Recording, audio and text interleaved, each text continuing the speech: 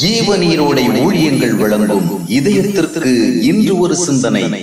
முறுமுறுக்காமல். கர்த்தர் நம்ம எந்த சூழ்நிலையில் வைத்திருக்கின்றாரோ அந்த சூழ்நிலையும் தேவனை அதிகமாக மகிமைப்படுத்த ஒரு நல்ல வாய்ப்பு தான் என்ற ஒரு சிந்தை தான் ஆவிக்கேற்ற சிந்தையாகும். கர்த்தர் நமக்கு அனுமதித்த சூழ்நிலை மகிழ்ச்சிக்குரியது என்று கூறுவதற்கேற்ற நிலையில் இல்லாவிட்டாலும் அதையும் மனநிறைவோடு ஏற்றுக்கொள்ளும் ஒரு மனப்பக்குவத்தை உருவாக்கி கொள்வதுதான் வெற்றி வாழ்க்கையின் ரகசியமாகும். பொருளாதார குறைவு, நோய், விரும்பியபடி வாழ்க்கை துணை அமையாமை, திருப்தி தர இயலாத ஒரு வேலை, குன்றி போன ஒரு வியாபாரம், கனவுகள் நிறைவேறாமை போன்ற சூழ்நிலைகள் ஏற்படும் போது அங்கே அதிருப்திக்கும் சலிப்புக்கும் ஏராள வாய்ப்புகள் உண்டு. ஆயினும் இவைகளை அனுமதித்தது தேவனே என்று நம்பினால் இவைகளை தேவன் ஒரு ஆசீர்வாத உயர்வின் படிகளாக மாற்ற இயலும் என்ற நம்பிக்கையை நாம் உருவாக்கி கொள்ள முடியும். இவைகளை பார்த்து சலிப்பதாலோ, சங்கடப்பட்டு கொண்டிருப்பதாலோ, முறுமுறுத்து கொண்டிருப்பதாலோ அவைகள் ஆசீர்வாதங்களாக மாறிவிடுவதில்லை. இதனை தேவன் அனுமதித்ததால் இது எனக்கு திருப்தியை தராவிட்டாலும் உம்முடைய மகிமை விளங்குவதற்கான வாய்ப்பு ஏற்படும்படியாக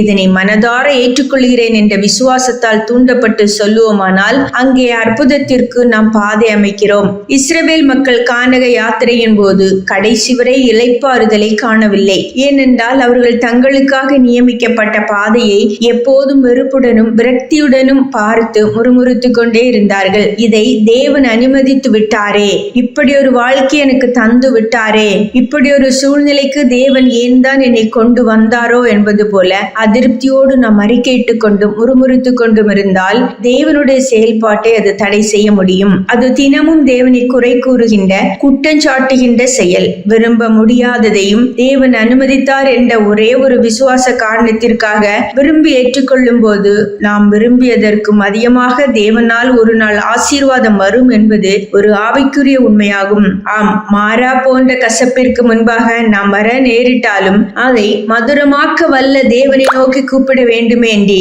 அதிருப்தியோடு புலம்பக்கூடாது. ஏனென்றால் அதனால் நமக்கு எந்த ஒரு நன்மையும் வராது.